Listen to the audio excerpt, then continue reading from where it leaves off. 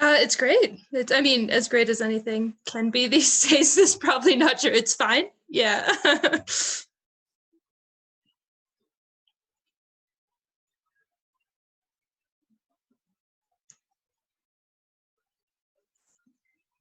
hmm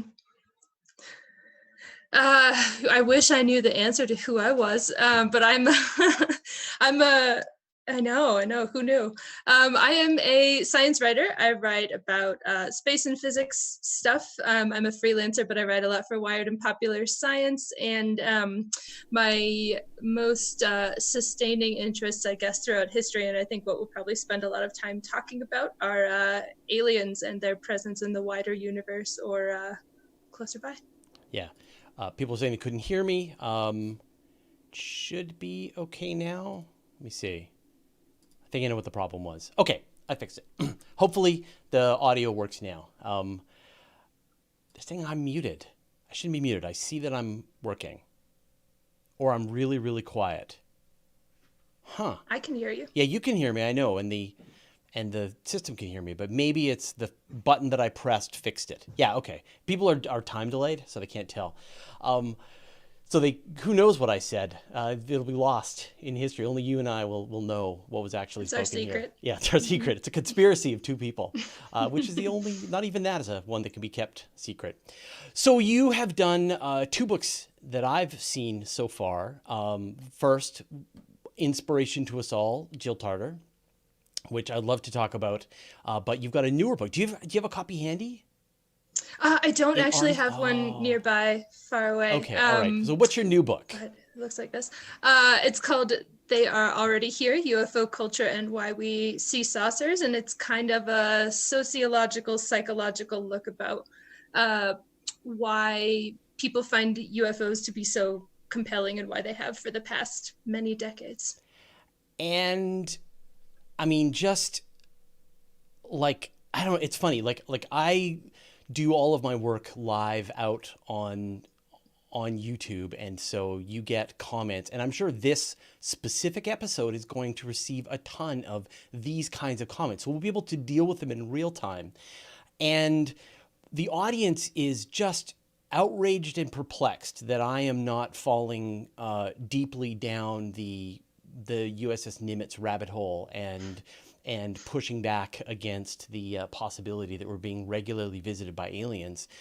And I think the work that you're doing as well is to sort of understand what's going on here. Why are people so interested? Why are they sure that the aliens are visiting us? I guess that's the question. Why are they so certain? How do they know? I don't know how they do. I don't know how they know because I definitely don't know.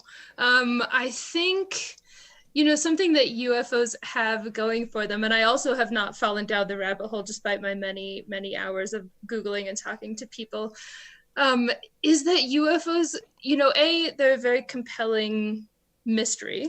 People definitely see something, Mm-hmm. whatever you think it is.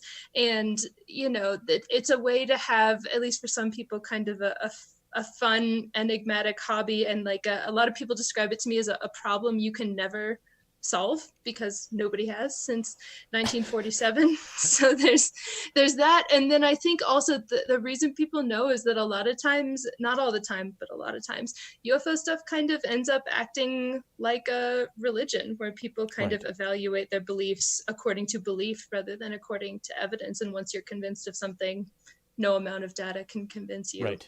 to be uncertain. But I think and you, I mean, both of us will, I'm hoping we will agree that there is such a thing as a UFO. There is absolutely an unidentified flying object. There's a thing that's in the sky and we don't know what it is. Sky, thing, unknown, fulfills the criteria of a UFO. And Agree. and the thing that I always say is that you can't unknow your way to knowledge, right? Because it's Right. unidentified. You can't unidentify your way to knowing what it is. And so the second you walk away, you try to attribute any any attribute to what it is that you thought you saw, that's a step too far. Yeah, I agree with that. And to me, it's such a big leap from I saw something I can't explain to therefore the aliens made it is such a large Yeah, logical leap, yeah, yeah. outside of like seeing an alien pilot, that I still don't totally like at a base level understand where it comes from, except that people see things that they don't think that our own technology can explain. Therefore, Right. it must be something else's technology. But even that is a big leap, really. But it's, I mean, it's a claim from incredulity, right? That you're saying essentially, I don't know what it is, therefore I can't imagine some way that could explain this thing that I'm seeing in the sky. Therefore, it has to be either a super advanced secret technology created by the Russians or the Chinese, or it's aliens visiting us on a regular basis, as opposed to any number of mundane things that it could possibly be. So that's all fine, and I think, I think that's great. That, I mean, it doesn't bother me that people are making that jump, but the part that does bother me is that I find they're mean. What's I have that also about? found that. Yeah. So what's that about? Why? And that's where I think it crosses into that religious sort of overtones, is that like, if they say, I think there are aliens, and I say, I am unconvinced by the evidence that you've presented so far, then they get hostile. So I'm hoping you have some investigation into this. Yeah, I definitely have personal experience of it, at least. What I was trying to do in my book was kind of take an outsider's view, but like a sympathetic view, because it's also fine with me, like it's fine with you if people think UFOs are aliens. And I think the only conclusion I have, I mean, there's the religious hypothesis, in that people essentially become super followers of a particular school of UFO thought, or in some cases, like a lot of cases, like all of the crowd of UFO celebrities associated with the Nimitz encounter and things like that. And I think I do kind of see it as a version of other online religious-ish extremism and kind of just general trolling. Because actually what I found in person, going to UFO conferences or meeting sorts of believers in person, is that everybody's very nice. And when I would say, I'm working on this book, but I'm a science journalist and I'm not coming from the same place you are, people were very nice. And it's the internet that's the problem. Once again, turns out the internet is the problem. But it is interesting. And so, like, when, man, I clearly have a very emotional investment into this, because it definitely has got under my skin. Not the evidence, but the anger and the cruelty from the people who are making the claims. And that, and of course, there's only so many times you want to get death threats for like, I love space, galaxies are cool, and then people make a death threat, and you're just like, why? What's this about? Come on. Yeah. I mean, I think there's a little bit of a persecution complex in there too. Some people who have gone fully down the rabbit hole see themselves as the persecuted minority, and you're the mainstream privileged guy who can, they're punching up. But death threats are never really punching up, I don't think. No, I know, totally. But I think that is, it's like, by not agreeing with them or not being convinced by their evidence, I am holding them down. I'm making their life more miserable. I'm somehow not letting them get as far in their careers as they could. I don't know. It's an interesting thing. It's a weird, and I think that where you have an advantage is you have talked to a lot of the people who present this evidence in person, and so your experience in person is that it's a very different experience. Yeah, I think not that I would encourage you to meet all of your online trolls, but if you did, I would guess that they might be a bit kinder, and you could maybe find some common ground. Because I think, at least what I wish my own detractors would remember, is that, like, we are all coming from sort of the same place, which is like a fascination with the universe and kind of wonder at its possibilities and what's out there. And that takes different forms. But honestly, I would also love it if there were aliens driving spaceships on Earth. Like that would be the greatest day of my life to Yeah. find that out. Yeah. So, yeah. Yeah, it's funny. People. In fact, our latest got a video coming out probably in like an hour after this, and someone's like, why are you so close-minded? Why don't you spend any time thinking about aliens? And like literally, a quarter of the work that I do is tangentially in some way, either directly or indirectly, involved in this very specific question. I'm writing about astrobiology, searching for signatures of other planets, for biosignatures of SETI, and other attempts, and what's going on with Venus, et cetera, et cetera, et cetera. Right? I'm obsessed about it, about the same thing that they are. So I want to talk about how long has this been happening for? How long has this been, when did this come about? The UFO thing? Yeah. Or... Because they're already here. So when did they get here? 2007. 2007, okay. No. So the first really kind of canonical modern UFO sighting was in 1947 when a pilot named Kenneth Arnold was flying around in Washington. He was actually searching for the wreckage of another plane. And while he was doing that, he saw these 9 objects that he thought he clocked as moving faster than anything could at the time. And he came home and reported it. And he says he used the phrase, they skipped like saucers on water. And then a newspaper printed something about flying saucers, and then everybody else printed it. And then here we are today. Right. How did it go more mainstream? Apart from like getting picked up in, like, how did it sort of reach this kind of cultural, like by this within, I mean, I think shortly it was in science fiction to be, for the spacecraft to look like flying saucers, and easily by the 70s it was a cultural phenomenon, right? Yeah. I mean, it starts with him. There were headlines, and then there's a thing that psychologists call perceptual contagion, which is once somebody notices something and kind of gives it a form, a saucer-shaped form, then other people start to interpret what they see as also having that form, and then it just kind of spread. And there have been ups and downs in UFO sightings, which UFO insiders kind of call flaps, when it usually starts with one big event. Somebody sees something, then all of a sudden a bunch of other people start to see something, and it just kind of comes in waves that go with those sightings, and then also kind of happen to line up with times of political and social turmoil like we are experiencing currently.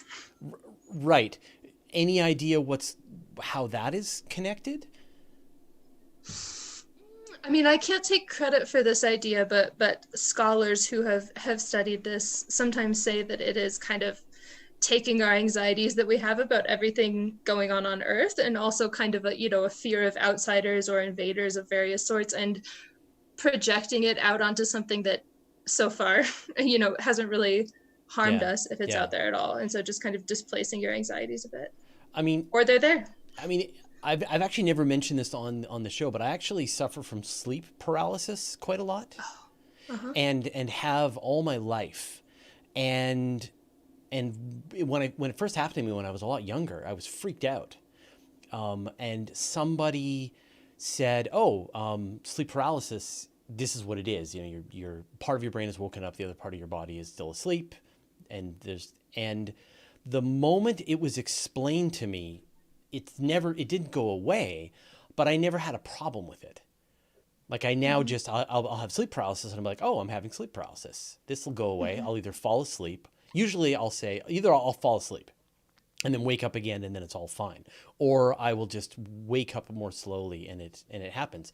That once you have that rational explanation for what it is that's going on.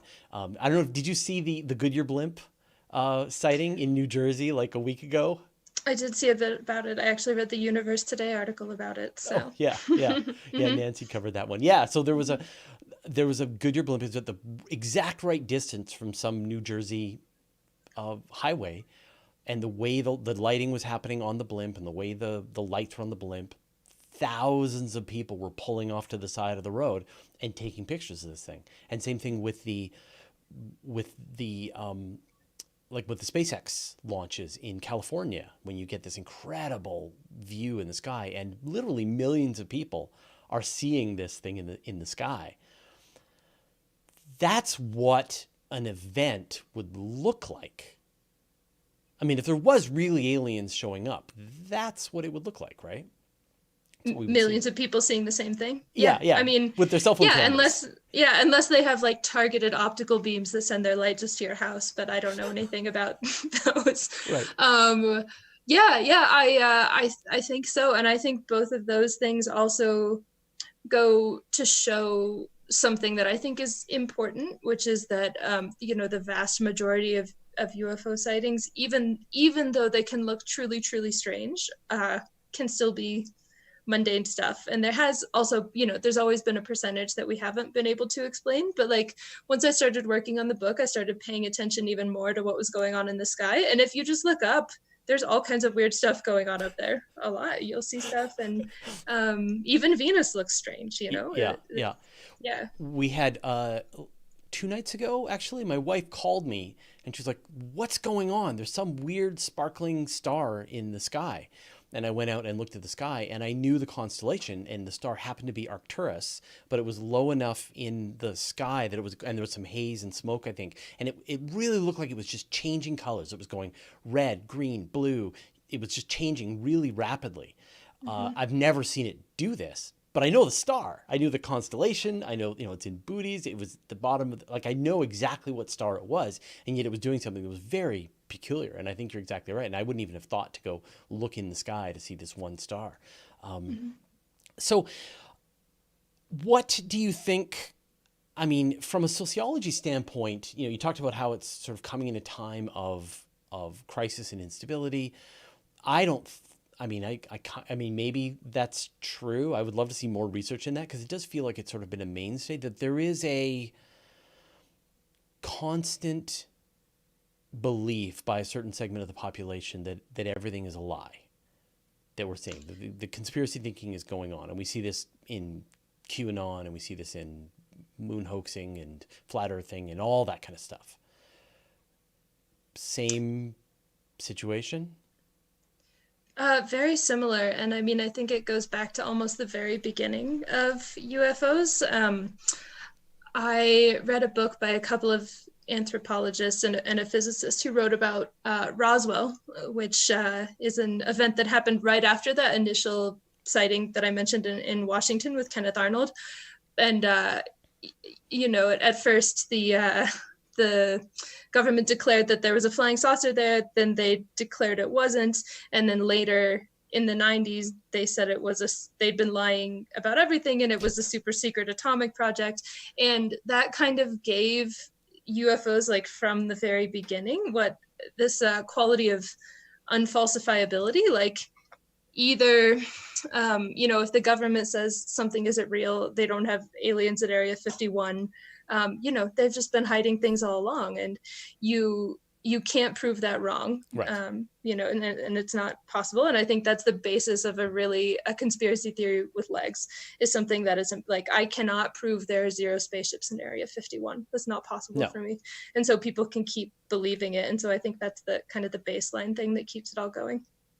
And yet you see an example of an actual major discovery in the atmosphere of Venus, a possible biosignature in the atmosphere of Venus with phosphine, and the astronomy community could not keep the secret. They were supposed to, and they couldn't keep the secret. And it was just like 3 hydrogen atoms bonded to phosphorus in Venus, and it was the worst kept secret ever. Yeah, I mean, every exciting astronomical discovery gets leaked before it's supposed to be. We've got gravitational waves, some of the other planetary discoveries. Like scientists are some of the worst people, I think, at keeping their mouths shut, because the rest of their careers are dedicated to, open data, open publication, and to ask them to help cover up something that big, I don't think would work, and definitely not for 80 years. So do you think, I mean, there's a larger war on expertise, and do you think that plays into it, sort of a distrust of science and scientists, and then sort of then people coming up with ad hoc explanations of things? I do, and I should specify that just like not every person who's interested in UFOs is totally religious and mean on the internet. This what I'm about to say doesn't apply to all UFO interested parties either, but I think that there is the sense among ufologists and other people who are interested in fringe topics that mainstream science doesn't take them seriously, doesn't value their personal experiences or their analysis, and that their science's methods are inadequate for something as big as UFOs. And so if the scientists aren't going to pay attention, then we have to take it into our own hands. And so that then it becomes a lay person investigator's job to evaluate it, because mainstream science won't. And I think that goes both ways. There's been some research on this too, that it is partly because scientists just in general just kind of laugh off UFOs, that ufologists feel kind of shunted to the side and put upon, and there's a little mutual antagonism there. But I think in my experience in this process, I've tried as hard as I can to present as sort of open and willing to have these conversations, have enthusiastic and positive conversations about the possibility of there being life in the universe, but requiring people to meet a certain level of evidence before we can continue forward.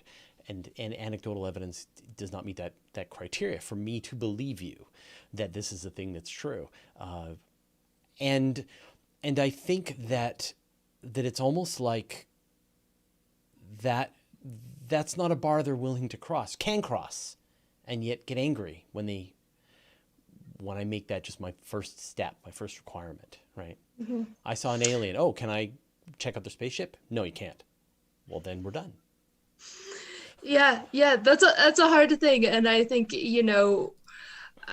what I say sometimes, and that people are not always so fond of, is that I don't trust anyone as a witness to an event, myself included, you included, Air Force pilots included, everybody. Like, our brains are not good at taking in novel data, interpreting it correctly, and then relaying it after the fact. Like, our memories are flawed, our perceptions are flawed.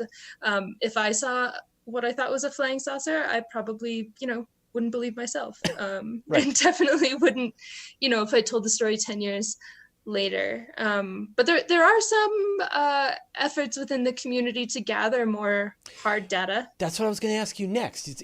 I mean, has been sort of pushed to the sidelines from from their perspective. No one's taking them seriously. The minimum bar has been placed in front of them time after time after time, but you're saying that they are actually now attempting to see if they can get over that bar. Mm-hmm. Yeah, in particular, there's one effort called Sky Hub, which actually it's a citizen science project where you kind of create a setup that is meant to watch the sky for transient events that come and go, some of which might be interesting as unidentified flying objects. Wow. Okay. Of some sort, and then it goes into an open data repository, and people can kind of analyze it. It's a little like some of the open SETI projects, but for UFOs, and it's just getting off the ground. But I think that's a good start. That's super interesting. I like that idea a lot, because like let's just try to be, so if somebody does see something, then somebody else can take a look at that. If they were nearby, they can look at their sky view at the same time and see if they also saw it and can corroborate it. And now you're starting to move towards data. Yeah, and I think they're also aiming to get kind of like a baseline of how many events happen in a given area of sky per night or day, and do we see different categories of things that we can fit together and then identify. And is this an actual UFO centric project, or is this like a science project? I'm sort of imagining a more distributed Veer Rubin observatory, right? That's just looking for transient events across the planet. Yeah, I mean, I think it's using the idea of finding the truly unidentified objects to grab people in, but it will produce this large scale data on transient objects, and so people will be doing traditional science on the side, whether they like it or not. And I think that's part of the goal, actually, is to get UFO people to do some hard data analysis to see what that is like if they haven't done it before. Right. John Michael Gaudier is mentioning in the comments, I find it interesting that for the last 40 years, the UFO people screamed that the government was lying about UFOs, and now they believe government employees on the subject. A total 180-degree turnaround. It is interesting It is also. interesting. And I Yes. think, I mean, I think it goes back to a little bit of what we were saying earlier, where when somebody is saying something that fits with your hypothesis, you get to believe it. And then when they're saying something not, they get to be a liar. Yeah. So where do we go from here? How can we bridge this gap to take what is clearly a total enthusiasm about space astronomy and the search for aliens and help make some headway, make some progress? I mean, you talk about one project, which I think sounds great. Could be disappointing. Yeah, TBD how it will work out. It's a good question. I mean, I think being willing to engage with each other on both sides. So maybe on the hardcore UFO side, a little less vitriol and a little more talking, and a willingness to ask for things like data. I mean, our world is more surveilled than it's ever been in the past. There's sensors and satellites, and we could have the hardest data UFO collection system that has ever existed. But I think part of it is that people want to be able to keep believing, and maybe are a little bit afraid of what we might find if we actually take some data. So maybe just a little more agnosticism on all sides. Where do you think this goes? Is it, I mean, a lot of the recent upsurge in stuff is kind of due to YouTube. The flat Earth, a lot of conspiracy theories, and even there's a lot of channels that just absolutely wrecked me in terms of views and new subscribers and stuff. And YouTube, during the time when YouTube was just trying to make people watch as long as they could, as many videos as they could forever. Now YouTube is trying to do the opposite. Hasn't necessarily been good for me, but has definitely pushed to different conspiracy theories, I guess, and not the space ones. Do you see a lull in this, or is it continuing to grow? Do you know?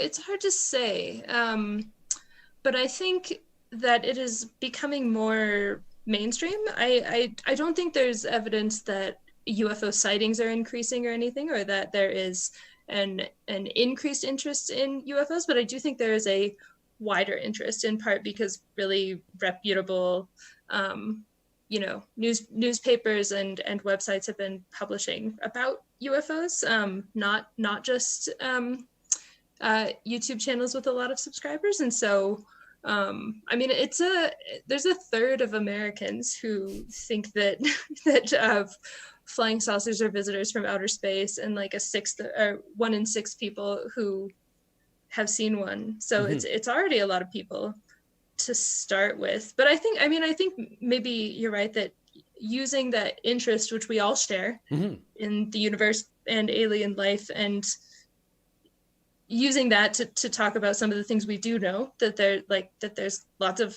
Earth-sized planets out there. There's weird extremophiles that live here on Earth, and phosphine on Venus, and bringing our worlds together, maybe.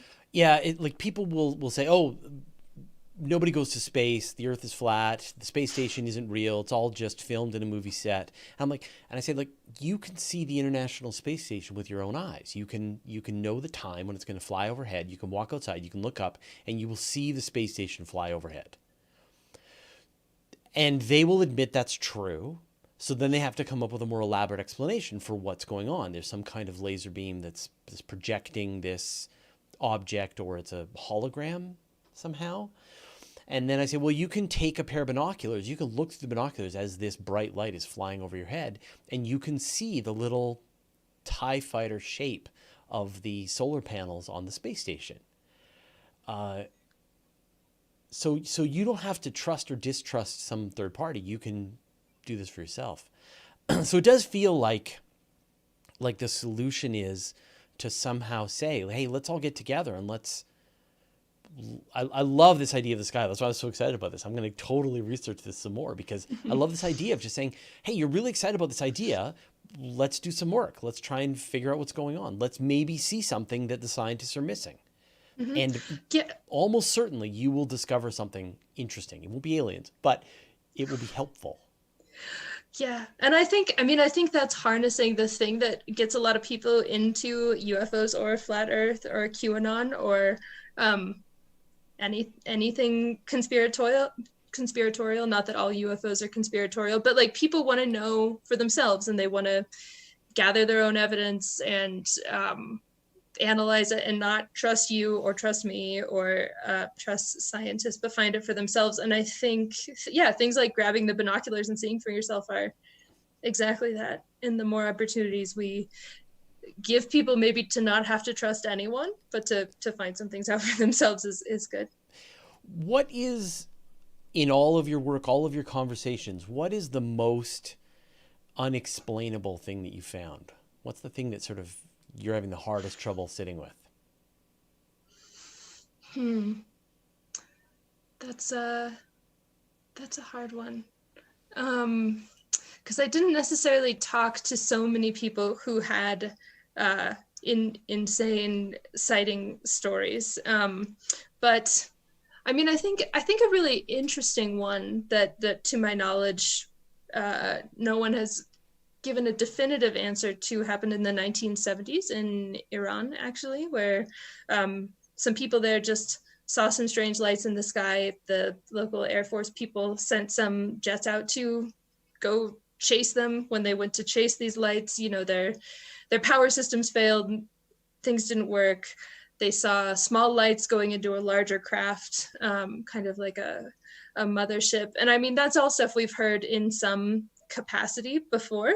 But what was most interesting to me about this one was that it appeared a long time later in a US Air Force manual saying like, hey, if you're a pilot, you're probably going to see something you can't explain. Like, take these guys over here in Iran. This is what they saw way back when. So just, I think those official accounts, while I've already said I don't, trust pilots any more than I trust anyone else. Yeah. Like that's interesting that a story like that from across the world would have an impact on, pilots here. What evidence would convince you that you're wrong?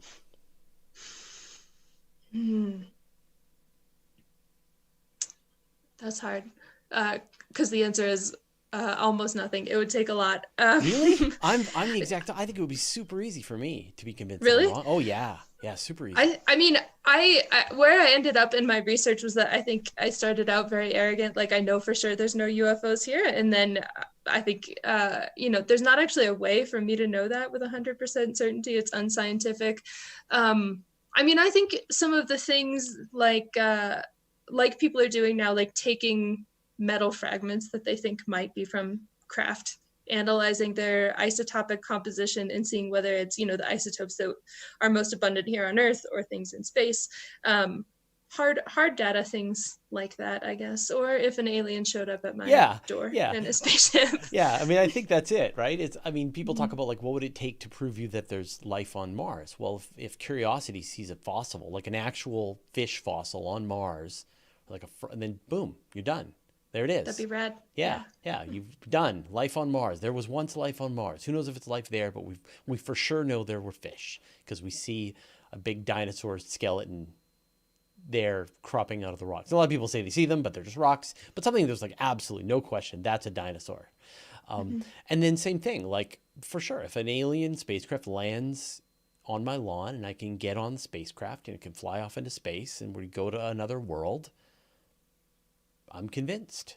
That sounds like a good Friday, and I would like for that to happen. Yeah, that sounds great. Yeah. So, obviously, that's a bridge too far. All the only evidence that's been presented so far is anecdotal. but it is very easy to convince me that I'm wrong Mm-hmm. in that it's just the right kind of evidence. That's all. Mm-hmm. Yeah, I mean, I think that's important in any kind of scientific mindset. You always have to be willing to be wrong, even about your most closely held beliefs. I even go one farther. Like, I think that scientists love it. They love to be wrong and deeply enjoy it. And I find that like we're having there's this new thing in science with this cosmological crisis where the expansion rate of the universe isn't matching in the way that astronomers were predicting. And they are giddy. Like, they can't believe how wonderful this is, that everything they thought about the universe is now a little shaky and up for grabs again, because it means that you can make some really interesting, productive work again, as opposed to all of the answers. Einstein told you all your answers 75 years ago and you're stuck with them. But now you actually got some room to make some progress, which is amazing. And so I think it's the same thing. Like, no, I would love. Are you kidding? I mean, like, I literally spend, as I said, most of my time trying to figure out what are some ways that we can look for more aliens. And I can't wait to find them. So we've got a couple of questions here. Nancy asks, has Sarah investigated the alleged alien abduction by Betty and Barney Hill in New Hampshire in September 1961? Did you ever look into the or alien abductions in general? I actually mostly steered away from alien abductions in my own research, just because, I was coming at my research from the perspective of a science journalist, and I didn't think that I had the tools to handle that well, or with the right resources, or with the right amount of respect for people's experiences, and so I just kind of mostly left it. But I do recommend a book. Maybe this person has already read it, called I think it's just called The Fourth Kind, and it's an account of a conference that happened at Harvard, with eminent psychologists doing research and having a conference about alien abduction in a serious way. That's interesting. I mean, why did you? I mean, do you feel like it's sort of starting to move into people's mental health? Yes, Okay. I do. Sometimes. No, Yeah. I mean, maybe people are being abducted by aliens, but there's a lot of evidence, especially from organizations like MUFON, the Mutual UFO Network, which does a lot of investigations, that at least some of these are, reinterpreted traumatic situations that people kind of morph into alien abductions. So do you think that there might be people preying on people with mental health issues for financial gain or for whatever? In general, or related to alien abductions? Like, you see that in gamblers. Like, obviously there are casinos that are designed to exploit people who have, who are more likely to spend all their money in the casino. And I can imagine if there's money to be made, there are going to be people who are going to try to make that money. And if there are people who are more likely, if a third of Americans believe that there are UFOs, if a sixth have seen them for themselves, there's money to be made. Yeah, I think that is true. And I think anytime in any field you find a guru or a figurehead in general, you should go running away from them. I mean, there are people who run companies that will take you out into the desert and promise to show you UFOs if you meditate the right way for, $2,000 a weekend or something like that. Or just sell a lot of merchandise. Even joining MUFON and taking part in their efforts costs a lot of money. And I think, we live in a capitalist society, and anything that people can use to make money, it will. How much does it cost to join MUFON? I don't remember exactly, and I don't want to say it incorrectly, right, but okay, I did. Okay. Yeah. But there is some money. There is some money. And then for the book, I was planning to become a field investigator at one point, just to see what the training was like. And the guy I talked to was like, don't do it. You have to buy the manual, you have to buy whatever. So just shadow me around instead. Okay. So can you talk about that? Did you shadowed a field investigator for MUFON? Yeah, we didn't actually end up going out on any cases. We just talked about how he handled cases. So shadow might be a generous word, but yeah, he talked about what happens when a report comes in. Like if you see a UFO and you report it to MUFON, that within 24 to 48 hours goes directly to a person who will spend time talking to local airports, local military bases, consulting star charts for things like Arcturus or whatever, and then basically write up essentially a police report on what you saw and what it is most likely to be or not be. And so so you say I saw a thing, like I saw something blinking in the sky, and then you'll contact MUFON and they'll say it was Arcturus. Yes. Huh. And will they Or they'll charge? say they don't know. Will they? No, they don't charge for that. They don't charge No, for that. Okay, but the no. people who are Mm-mm. doing the investigation have to pay for the training and for the manuals and all of that. Yeah. Mm-hmm. Okay. All right. But still, that sounds all right to help. Not necessarily to explain, but I guess at the same time they're also getting to build a database of stuff that they can't explain, that then they Yeah, can definitely. pour over And later it's a on. public database, so that's good. Yeah, yeah. And you talked about this Sky Hub, so there are some that sort of fall into that because I guess that's the other thing, right? It's like I think that the expectation is that that people aren't thinking about this very scientifically, but I'll bet you there are a lot of people who are thinking about this very scientifically and who are attempting to take some kind of action. Yeah, I think so. Actually, that was what led me to be interested in this more in the first place. I thought a lot about SETI and aliens far away, but not very much about UFOs at all until I got into this. And it was meeting exactly those people who were scientific about it, who were kind of interested in the history and document gathering and database analysis and stuff like that. And there's actually a lot of people like that within the field. So what about the crossover? I mean, you've already also done a book on Jill Tarter and the SETI and her work with SETI. What is the crossover between the people who are looking for them here and the people who are looking for them elsewhere?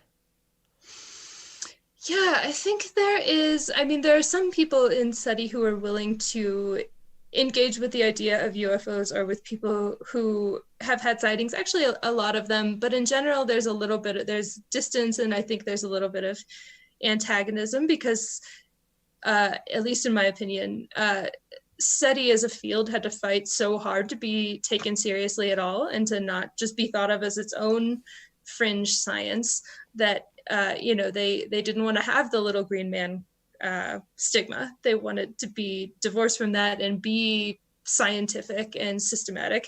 And as soon as you bring the UFOs into it, you are the little green man stigma. So I think they try to keep themselves Do you, separate. And do you think it really definitely feels to me now that that stigma is almost gone? mm-hmm. That you've got the searches for biosignatures, like the news that was announced with Venus. You've got the case for life that the Mars rovers have been building on Mars, and of course SETI. But I mean, the SETI Institute is chronically underfunded, doing this really important work. Mm-hmm.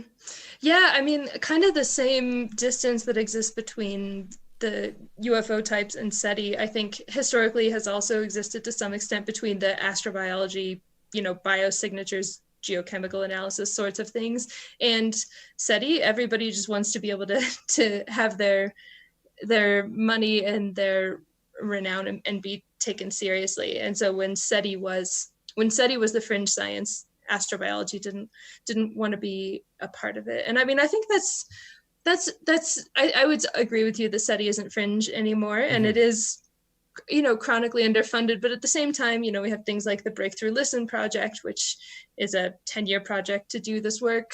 There are more innovative searches than we've done in the past, like looking for alien lasers, which sounds very exciting, Yeah. or using traditional telescope data to like analyze it in duplicate for potential signs. So I think the money might not be there yet, but the stigma is gone. Yeah. Well, I mean, yeah. I mean, I think when you look at, say, Breakthrough Listen, you've got money coming from Yuri Milner. When you had the original Allen array, it was done by Microsoft. Was it Microsoft co-founder Paul Allen? So you've got these individuals that know that this is important, but not necessarily the funding from government agencies. I don't know if you can apply for a National Science Foundation grant to scan the skies with the Arecibo array when it's fixed to be able to see aliens. There was actually just a paper that I saw today. The Chinese are opening up the FAST telescope, which is the world's largest radio telescope, for SETI searches. Oh, which is I hadn't seen that. Yeah. It's a deal with Breakthrough Listen. So Breakthrough Listen has negotiated, I guess, with the people operating the FAST telescope. And from what I understand, FAST isn't getting enough research work yet, so it's not fully booked up. For people to know, FAST is the Chinese anyway, it's a 500-meter spherical radio observatory like Arecibo, but way bigger, and is the most powerful fixed radio telescope in the world. And to be able to do that, and then of course there was the work that was done with the Murchison array just like a couple of weeks ago, where they were able to figure out a clever hack to be able to scan an enormous volume of space. The square kilometer array, I mentioned this, it will be able to detect, it could detect Earth's air traffic control system from about 100 light years away. Just leaked. That's bananas. Yeah. That's very cool. So not directly. So not like someone on Earth is taking Arecibo and beaming a signal out into space, but actually could detect it, just the leaked emissions from airplanes talking to the ground systems.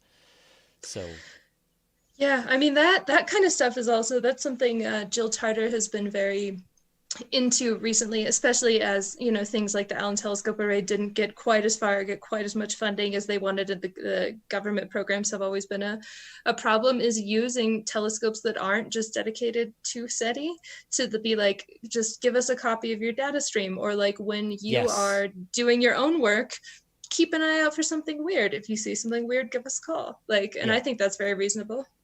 Yeah, so this is one of the new things that Breakthrough Listen has. I've clearly got to interview the folks at Breakthrough Listen.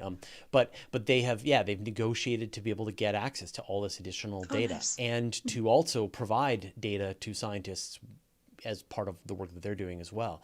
They've built a big database of all the different kinds of objects that can be seen in space, just every single possible thing that exists or could exist in space that we know of, to then be able to categorize what you're looking at. So there's some really, really interesting work, and yeah, I've definitely got to talk to someone from Breakthrough Listen, because it does feel, thanks to Yuri Milner, it does feel like there's a lot of new energy that's being injected into this process.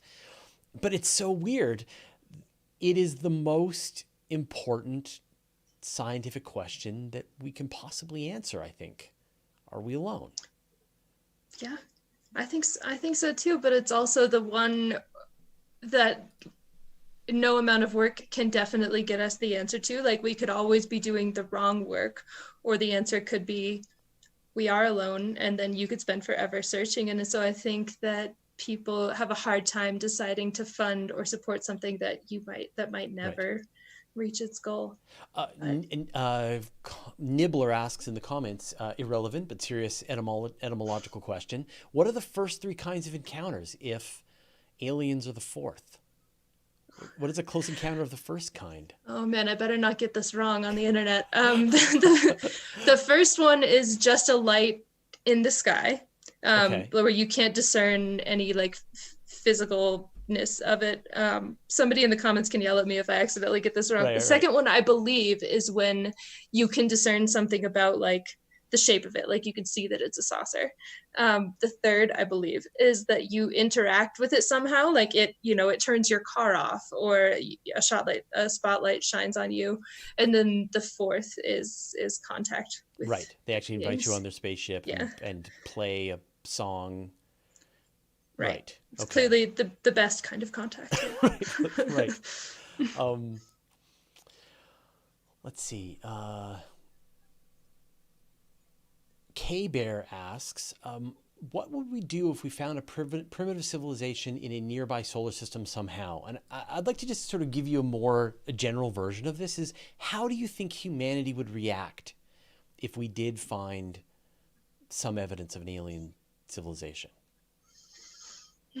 I struggle to have an answer to this question because I would freak out and have a party. I think, and it would change my outlook, I think, on regular life and also on the universe.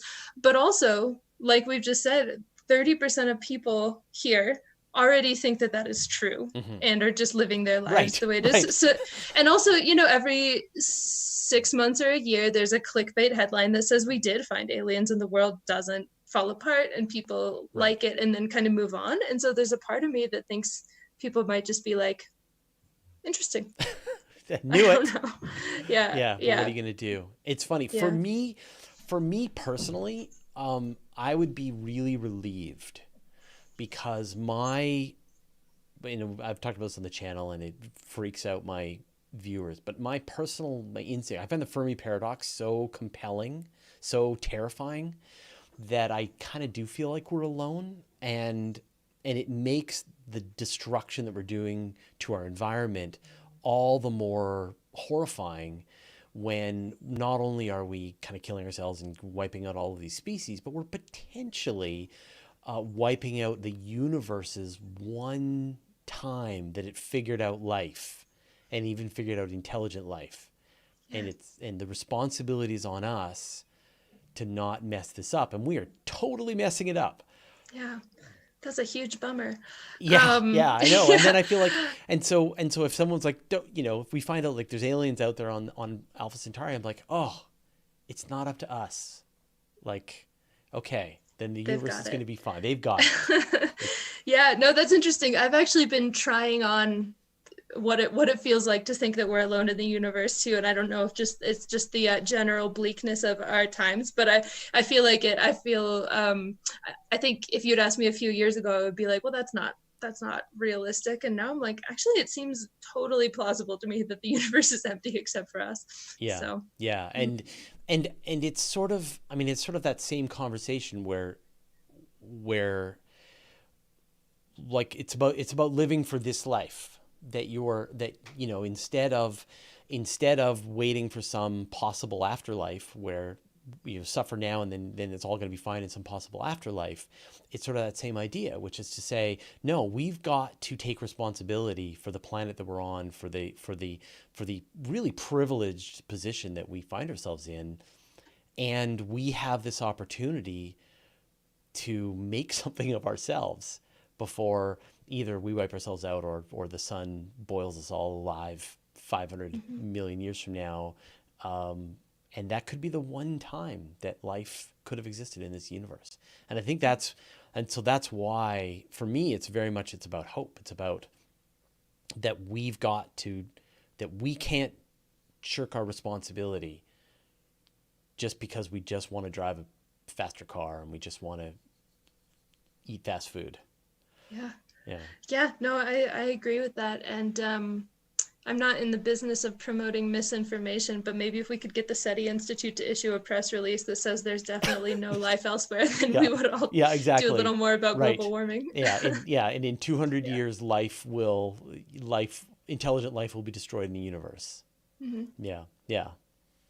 Again, that would be disingenuous. I think but even, it's interesting, like if we fail, then like, are the dolphins gonna we burned all the coal, we got all the gold, we used all the iron that was sitting on the surface. It's gonna take a long time. It's gonna take hundreds of millions of years for that stuff to build up again. So we sort of, not only are we messing it up, but we're making it difficult for when the octopuses show up, they're not going to be able to do it. So Nolan asks, so should we feel responsible to spread life around the universe? So what do you think about that, based on what we just talked about? Yeah, I think that's a hard problem, because I think we've seen that human space travel has maybe proven a little more difficult than we thought when we first started out and went to the moon in a decade. We haven't been very far since. It's very expensive. We are suited specifically to this planet, and the idea of even living on close by Moon or Mars feels so far in the future, that I have a hard time believing that we would go on to populate, the rest of the galaxy. But also, times change, technology advances, and I can't see the future. So, I mean, I kind of think like we have a pretty good setup here. And while it would be nice for humanity to survive, if we all go away when the sun boils us off, we had a good run. Yeah. But if if that was the only time that life developed in the universe, is that good for the universe? Is the universe better for having life in it? I don't know. Yeah. Do you? Yes. Yeah, totally. Rocks are boring. Rocks, that's true. Yeah. I'll take birds over rocks every day. Don't tell any of my geologist friends. All right, Tesla Ranger says, first, visual, 150 meters. Second, physical effect. Third, animated entity. Fourth, human abduction. Fifth, what? Direct communication. Sixth, death of human or animal. Seventh, human-alien hybrid. Whoa. 7. It goes to 7. Human-alien hybrid. Yeah, that is Thank you. the 7th kind. Mm-hmm. That is awesome. Scoles is saying, I feel reports of alien sightings became less fashionable from approximately 1990 to 2015 and now are enjoying a renaissance. Do you have a similar impression or some data, or is it just my bias? So,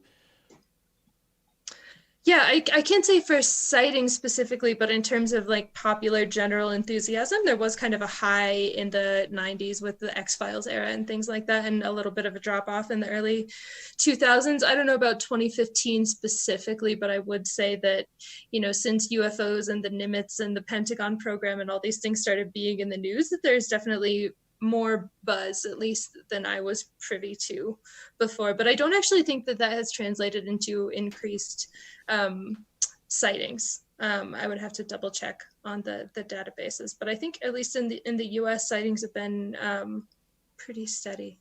Even though now everybody is walking around with a camera. Mysterious. Yeah. Well, Sarah, we've reached the end of our hour. Thank you so much for taking the time to chat with me today. If people want to follow more about what you're doing, where should they go? Yeah, they can find me on Twitter at Scoles Sarah, Scoles Sarah. And I put articles I write up at my website, which is sarahscoles.com. And sometimes you show up on Wired. And sometimes I do that. And don't forget about our books. So, and we'll put a link to the books in the show notes. So again, thank you so much for taking the time to chat with me today. This group session I found it very helpful. Thank you for having me. Yeah. All right. Take care. See you later.